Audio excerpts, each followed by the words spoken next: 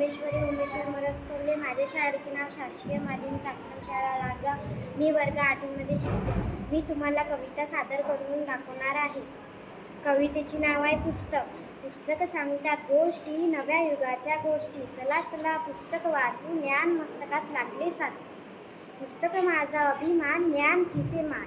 माझे पुस्तक छान छान आहे किती. पुस्तक सांगतात गोष्टी, नव्या युगाच्या गोष्टी. वाटे मला सर्वांनी हाते घ्यावे, ज्ञानाचा दिवा अंतरंगी पेटवावे. माझे आयुष्य सर्वात महान घडविले, पैशापेक्षा गुरुजींना ज्ञान वाढविले. किती किती किती छान आहे पुस्तक, वाटे मला सर्वांनी घ्यावे असतं.